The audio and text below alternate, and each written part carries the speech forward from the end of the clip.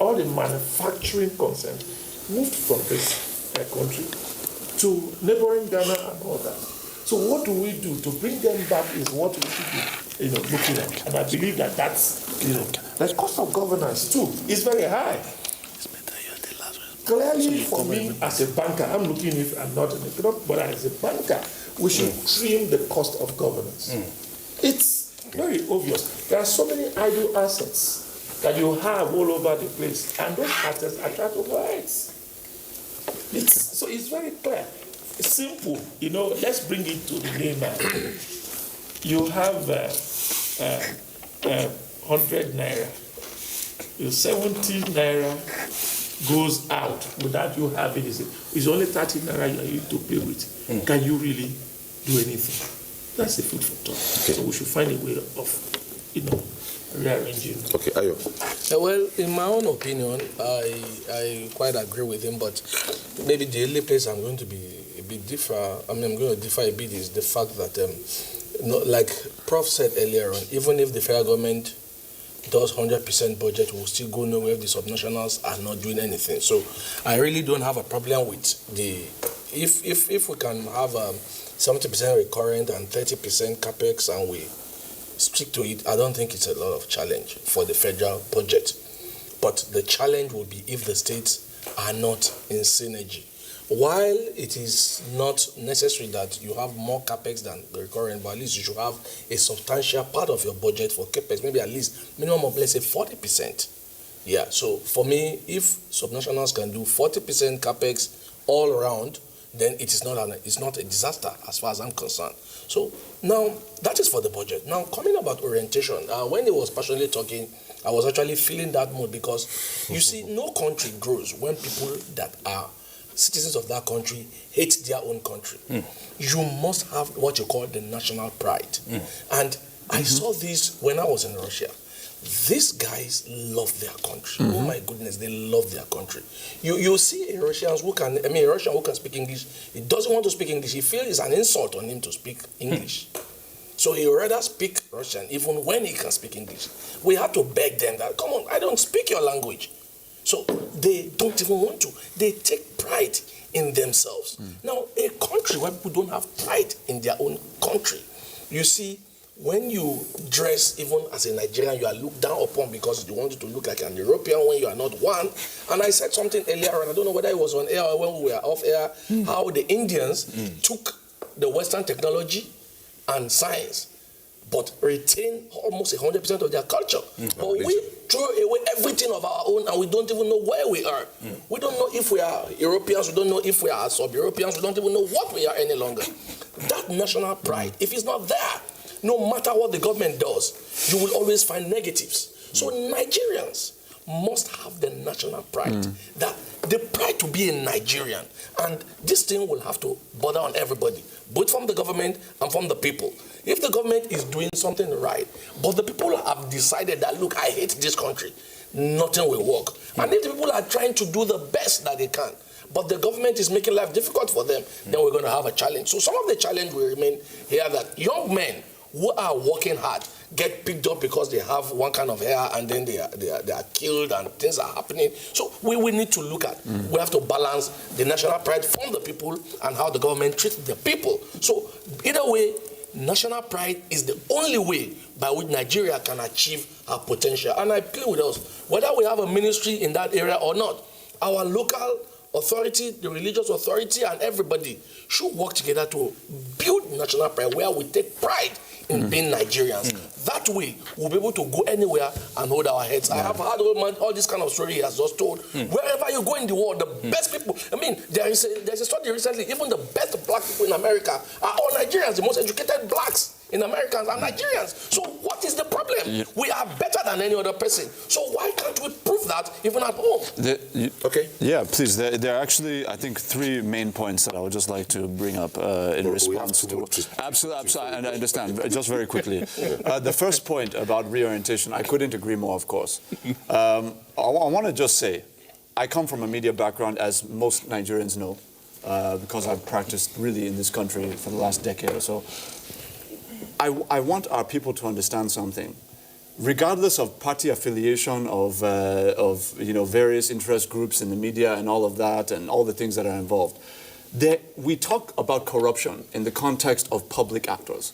We talk about governors and who steal from the treasury. We talk about legislators who have too high running costs. We talk about a civil servant who steals pension.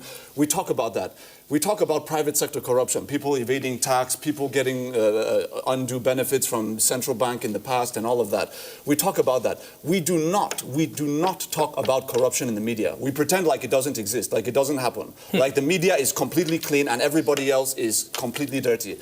I am going to say here tonight that our people need to understand, because this is a reality. I'm coming from that field. If you know what is in the account of some people that you see on TV and hear on radio, you will be shocked.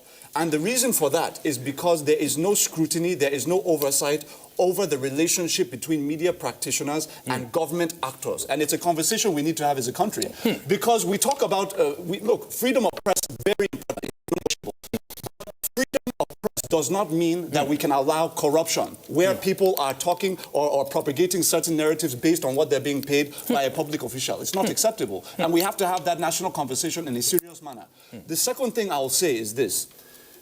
Part of the reason why our people have a difficult time with really having that patriotic zeal is not because they don't want to be patriotic. Part of it is because of the narratives that are out there, which are continually negative, continually looking at what's wrong. But part of it also is they see the faults in our justice system. They see certain categories of people not being affected. And this isn't, this administration is trying to turn that around, obviously, but this is a historical issue which has led to serious problems. And when there's not that sense of justice, there's going to be a sense that, okay, what's my stake in this whole matter called Nigeria? And I think that's something that is being looked at right now. And in fact, if you look at even the judiciary allocation in 2014, the entire judiciary received 68 billion naira. In this budget, in this 2020 budget, they're receiving 110, almost double what they were receiving before. We believe that if we gradually increase the funding to the judiciary, we can ensure their independence, reduce the corruption, and obviously ensure that people actually get the justice that they're looking for. I think the last point I would make is, there was an important issue raised around whether or not, the orientation of our people toward production. One of the very interesting things is, there was also service. Right, service, exactly. There was this notion, there was a vice presidential candidate that was well known in the last election who liked to talk about China. He talked about China a lot. He referred to China results, the results that China was able to achieve in terms of poverty alleviation, hundreds of millions of people out of poverty, and all of that. The challenge is this. We like to look at the results and achievements of other countries, but we don't like to look at the process of those countries. We don't like to look at the system, what they went through to get to that point. I happen to be a historian by academic training. One of my degrees is in history. And I had a focus on Southeast Asia, China, and Russia. The Chinese history, for anybody who knows, you can even go and look it up, the Cultural Revolution, what was that?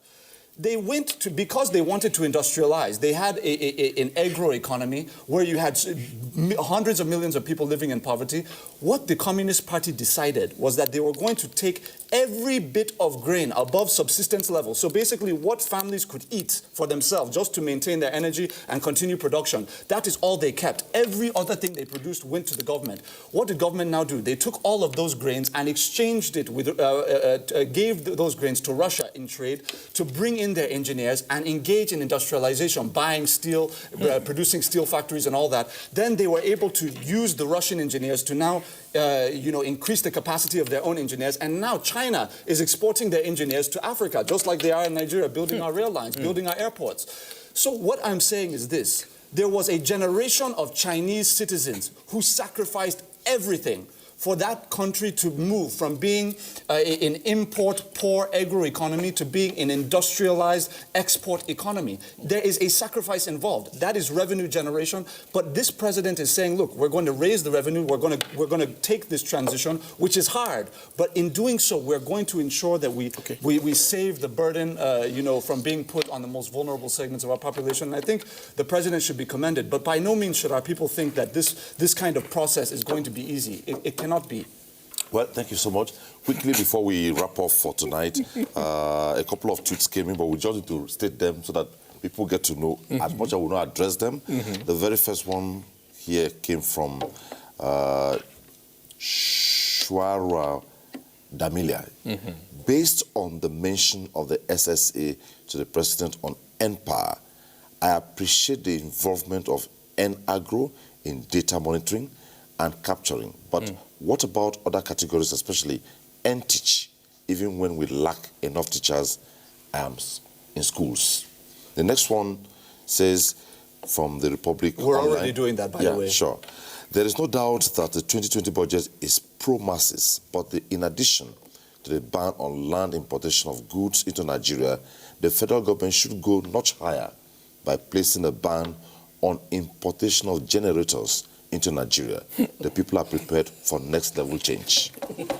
Akpota John Bright to the SSA to further buttress the former tweet and about giving information in there is there a platform on ground where this information can be shared to Nigeria? Maybe we need to talk about it briefly. Yeah. But quickly, the last one, Tulo Aloko.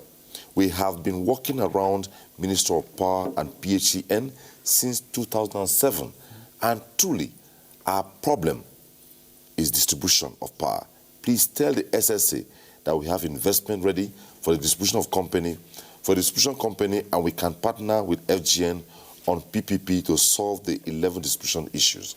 Well, there's no time for all this. Yeah, just as quickly as I can, I'll just mention One second. very quickly. The president, my friend that's looking for information online. First of all, we have worked very, very hard on ensuring that government websites, whether it's the NBS, Nigerian Police Force, that they are regularly updating the live and relevant statistics in real time, so that Nigerians can actually go to those websites and find information that they're looking for. I want to emphasize that because it hasn't always been that way. The second one is online, the Presidential Office of Digital Engagement. That's Tolu Ogunlesi. Look him up on Twitter. Bashir Ahmad is also on Facebook and Twitter as well. They provide development, especially Tolu provides a lot of development insight for anybody who's looking for it. But again, we're not done. We're going to continue to expand our information mechanism, and in due course we will have some developments. Well, gentlemen, it's been a long night. 2020 budget, prospects and expected gains. I believe we have tried to do justice to it in collaboration with the public who participated on the program. Let me quickly start from my far right. Professor Nazifi Abdullahi Darma, development economist. We enjoyed your time.